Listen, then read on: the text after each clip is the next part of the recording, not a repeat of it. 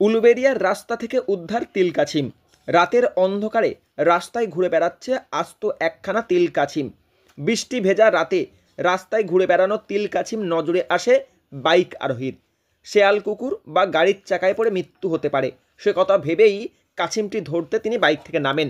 পাশাপাশি বেশ কয়েকজন কাছিমটিকে ধরার চেষ্টা করেন, তবে বাইক আরোহী অর্থাৎ সুবীর চক্রবর্তী তিনি চেষ্টায় সফল হন।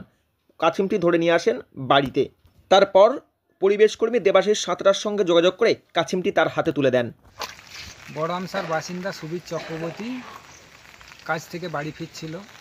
হঠাৎ দেখতে পায় যে উলুবেড়িয়া ফতেপুরে রাস্তার উপর দিয়ে একটি তিলকাছিম রাস্তার উপর দিয়ে যাচ্ছে।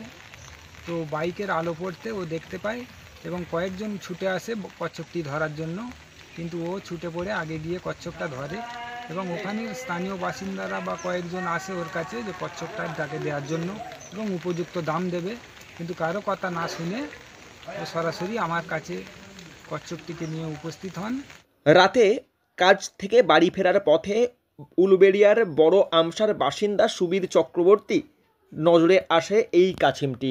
কাছিমটির প্রাণ সংশয় হতে পারে, যে কারণে তিনি রাস্তা থেকে তুলে নিয়ে বাড়িতে নিয়ে আসেন। এই কাজের মধ্য দিয়ে একজন দায়িত্বশীল নাগরিকের পরিচয় দেন সুবীরবাবু। পরিবেশের ভারসাম্য টিকিয়ে রাখতে এই ধরনের প্রাণীর ভূমিকা গুরুত্বপূর্ণ, এদের রক্ষা করা প্রয়োজন। পরিবেশের ভারসাম্য টিকিয়ে রাখতে জেলায় বন দপ্তর বা বনকর্মীদের পাশাপাশি একাংশের মানুষ অর্থাৎ পরিবেশ কর্মীরা প্রতিনিয়ত কাজ করে চলেছে এবং বলে কচ্ছপটিকে যেন আমি নিরাপদে মুক্ত করে দিই। তো আজকে আমি একটি জলাশয়ে কচ্ছপটিকে মুক্ত করে দিলাম। ধন্যবাদ সুবীর চক্রবর্তী এই কাজের জন্য। আর আপনারাও সচেতন নাগরিক হওয়ার পরিচয় দিন। আর এখন বন বিভাগ বা পরিবেশ কর্মীরা যেভাবে সচেতনতামূলক প্রচার চালাচ্ছে বন বিভাগ, আপনারাও এই কাজে সহযোগিতা করুন। কাছিমটি নিয়ে আসার পর পরিবেশ কর্মীর হাতে তুলে দেন সুবীরবাবু।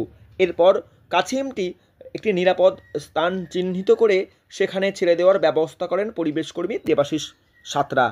যেখানে কাছিমটি উদ্ধার করা হয় সেখানের পার্শ্ববর্তী যে সমস্ত মানুষ রয়েছে তাদেরকে সচেতন বার্তা, কাছিম বা কচ্ছপের যে গুরুত্বপূর্ণ ভূমিকা পরিবেশ রক্ষার ক্ষেত্রে সেই বিষয়ে বিভিন্ন বার্তা মানুষের উদ্দেশ্যে। এরপরই স্থানীয় একটি জলাশয়ে মুক্ত করে দেওয়া হয় কাছিমটি। হাওড়া থেকে রাকেশ মাইতি, লোকাল 18 বাংলা।